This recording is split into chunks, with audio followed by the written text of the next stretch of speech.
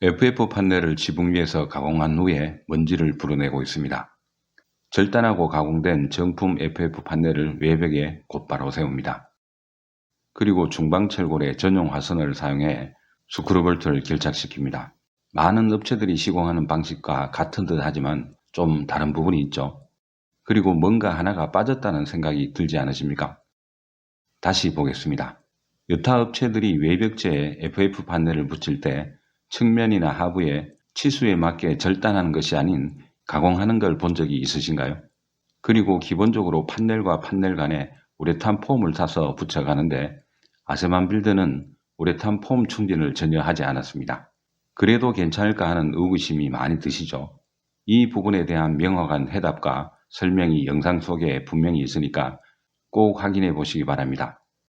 그리고 내부의 단열층을 한 번 더 형성하는 수성 연질폼이나 경질폼 시공을 굳이 하지 않아도 될 수준의 FF 판넬 정석 시공 방법도 영상에 담았는데 이 영상을 끝까지 보시면 도움되는 정보가 많을 겁니다.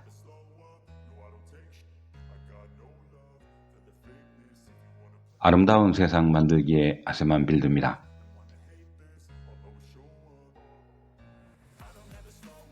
여러 편의 영상에서 경량 철골주택의 FF 판넬을 시공할 때 단점과 문제점을 몇 차례 제기했었습니다. 핵심은 일반적인 시공 방식으로는 FF 판넬만으로 기밀 확보에 부족한 부분이 많고 우레탄 폼 본드만으로는 단열층을 담보받기는 어렵다는 데에서 문제가 발생한다는 겁니다. 한마디로 말해서 FF 판넬 자재 그 자체는 잘못이 전혀 없습니다. 다만 시공업체나 작업자들의 고민과 노력이 부족했고 단순히 속도, 빨리 시공하려는 안이한 생각으로 제대로 시공하지 못한 것이 잘못이자 문제라 하겠습니다. 오늘은 이 부분에 대한 몇 가지 영상도 담았습니다. 아무리 뛰어난 물성을 가진 FF 판넬 자재지만 올바른 시공을 하지 못하거나 하지 않는다면 그 기능을 제대로 발휘할 수 없게 됩니다. 솔직하게 표현하자면 개념이 부족할 수도 있고 건축이나 시공에 대한 진정성과 전문성을 의심할 수밖에 없었습니다. 그리고 며칠 만에 몇 평 주택의 공사를 빨리 끝냈다는 얘기들은 참으로 한심한 자랑거리라고 생각합니다. 건축은 속도가 아니라 품질인데 말이죠.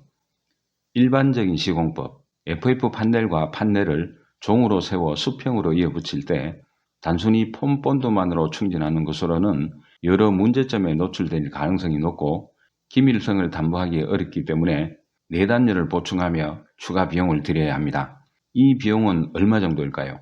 수십만 원이라면 말할 필요는 없겠지만 30평을 가정할 때 과연 얼마의 비용이 건축주 부담으로 떠안겨질지 생각해 본 적 있으신가요? 이미 집을 지으신 분들, 그리고 집을 지으시려는 분들, 견적서를 자세히 살펴보시면 그 비용이 보일 겁니다. 제대로 된 시공을 하게 된다면 굳이 그 많은 비용을 들이지 않아도 될 텐데 말이죠. 내단열재로 사용되는 수성 연질폼이나 경질폼을 도포할 필요가 없는 시공법. 저희 아세만 빌드가 여러 번의 시행착오를 겪으며 가장 효율적이고 최적화된 정석 시공법을 제안합니다. 이 영상을 보시면서 여러분들의 생각과 의견을 댓글로 남겨주시면 고맙겠습니다. 한 가지 덧붙여 말씀드릴 것이 있는데요. 건축업체 같은 시공사가 따라할 시에는 출처를 밝혀주시기 바랍니다. 그리고 우레탄 폼 본드에 대해 말씀드리겠는데요. 성능을 제대로 이해하지 못한 결과로 인해 철강제 물성과 경량 콘크리트 표면의 재료 물성이 완전히 다름에도 불구하고 폼 본드를 아직도 철골에 도포하고 있는 걸 보면 많이 답답합니다. 완벽하진 않지만 그 대용으로 실링이 있는데요. 폼 본드는 접착 강도가 실리콘보다 취약함에도 여전히 그리고 버젓이 사용하는 업체들이 많은 것 같아서 바로잡고 싶습니다. 제가 생각하는 완벽한 실링제는 일회형 탄성 접착제인데요. 이 제품에 대해서는 다른 영상에서 소개해 드리겠습니다.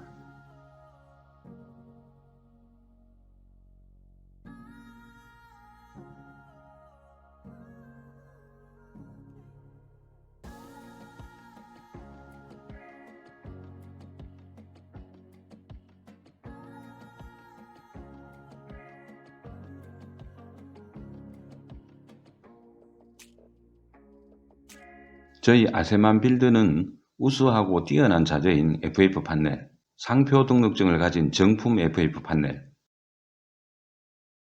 그것도 독점 판매권을 가진 회사로서 FF 판넬의 가장 효율적인 접합 방식과 기밀과 단열 성능을 극대화할 수 있는 시공법을 찾기 위해 노력했습니다.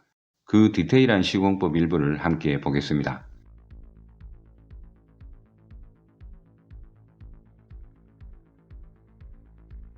트러스와 펄린에 시공된 1차 지붕인 샌드위치 판넬 위에 정품 FF 판넬이 지붕에도 시공되었습니다.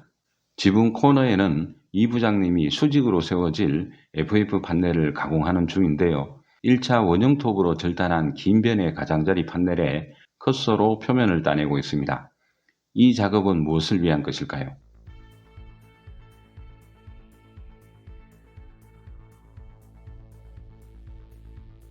이번에는 짧은 변을 컷서로 재단합니다. 먼저 절단한 긴 변 하부에 컷서가 지나가면서 FF 판넬 가장자리 4분의 1이 떨어져 나가고 있습니다. 짧은 단변도 측면에서 컷서로 따내고 있습니다. 왜 이런 수고를 하고 있을까요?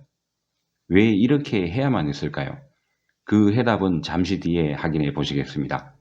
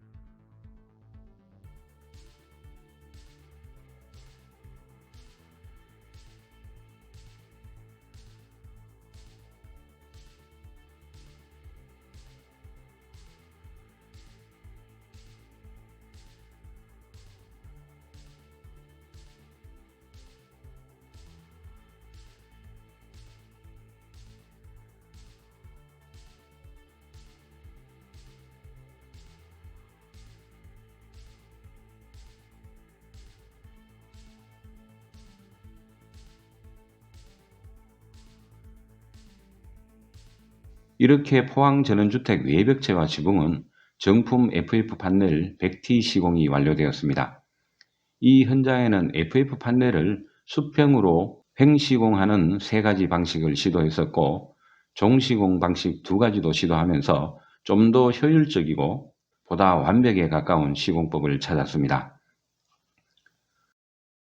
서두에서 음운 부호를 남긴 부분에 대한 나름대로의 해답을 보겠습니다. 철 구조물을 사이에 두고 지금까지 외부 벽체만 보았습니다만, 이제 실내를 보면 웬만한 분들도 금세 알아차릴 수도 있을 겁니다. FF 판넬을 횡으로 시공한 북쪽 벽체 일부입니다. 판넬과 판넬 사이에 일정한 규격만큼 재단이 되어 있는 게 보이시죠? 왜 이렇게 했을까요? 이번에는 조금 전에 봤었던 동쪽 벽체입니다. 수직으로 시공된 FF 판넬 접합 부분으로 외부의 빛이 들어오고 있는 게 보이시죠? 전체 화면에서 4분의 1 지점의 살구색 심재는 지붕에 시공된 FF 판넬이고, 그 아래 회색 심재가 보이는 것은 준불연 샌드위치 판넬 125T입니다. 그리고 판넬과 판넬이 맞닿이는 부분마다 일정한 홈이 보이고 햇살이 비칩니다.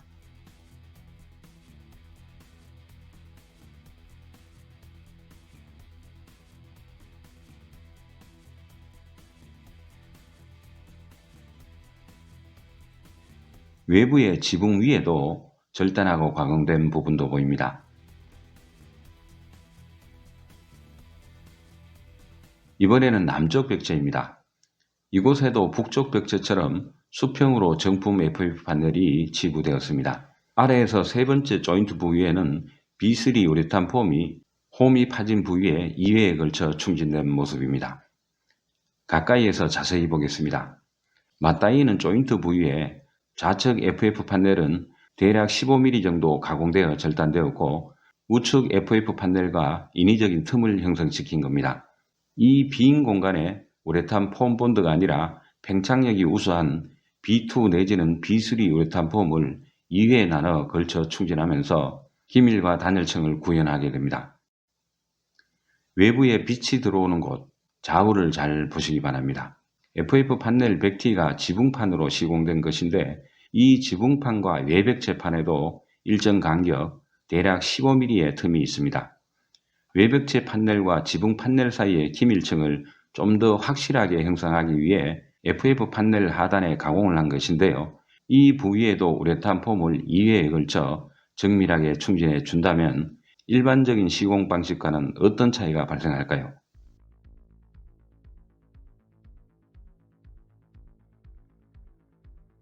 외벽 FF 판넬을 시공할 때 하부의 우레탄 폼을 좀 더 넉넉하게 풍부하게 도포한다 해도 조금의 움직임이 발생하면 우레탄 폼, 특히 우레탄 폼 본드의 역할은 거의 희미해지고 말 것입니다. 그러나 이렇게 틈 사이를 가공한 실내에서 좀 더 안정되고 편안한 곳에서 B3 우레탄 폼을 충진한다면 그것도 2회에 나눠서 충진해 준다면 과연 어느 방식이 더 효율적이고 기밀과 단열을 담보받을 수 있을까요? 그 바로 아래에는 샌드위치 판넬입니다. 유성 산불 현장을 직접 눈으로 보고 겪으면서 어떻게 하면 산불이나 화재로부터 안전한 집을 구현할 수 있을까? 이 부분에 대해 많은 고민을 했었습니다. 건너편 산, 대략 1km도 넘게 떨어진 곳에서 바람에 의해 날아온 나뭇가지가 지붕 위에 떨어지고 난 후 불과 4, 5분도 안 돼서 그 지붕에서부터 불타는 모습을 보고 지붕도 안전해야 한다는 생각을 하게 되었습니다.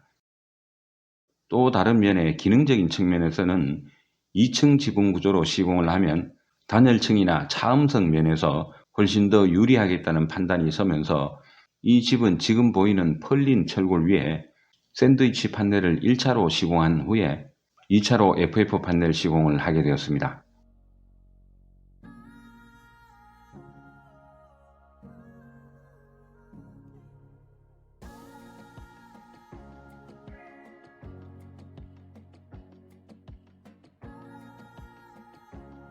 일부밖에 드러나지 않았지만 2층 바닥도 FF 판넬 60T로 슬래브를 형성하였는데요.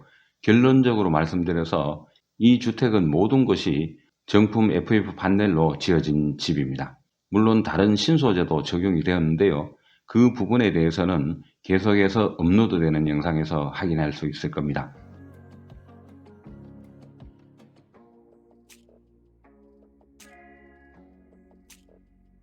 벽체 상부인데 FF 판넬과 1차 지붕 샌드위치 판넬이 보입니다.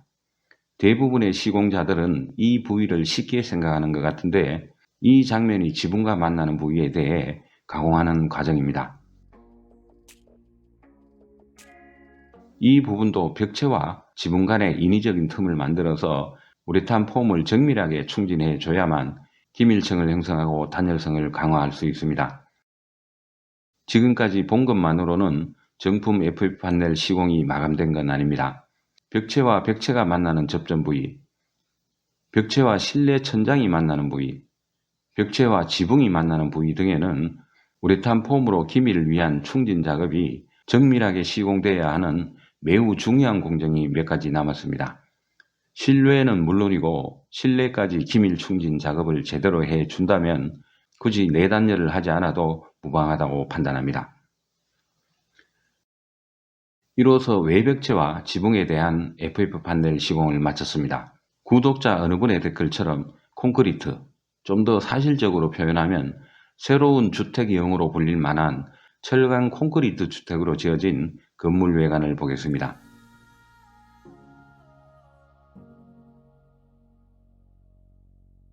FF 판넬의 장점과 단점, 그리고 효율적이고 최적화된 아세만 빌드의 정속 시공법을 알고 싶다면 재생 목록 중에서 FF 판넬 올바른 시공 정보를 몇 차례 반복해서 보신다면 많은 도움이 될 겁니다. 다음 편 영상에는 어느 구조체에 할 것 없이 가장 핵심적인 벽체의 기밀 충진, 우레탄 폼 충전에 대한 영상으로 찾아뵙겠습니다.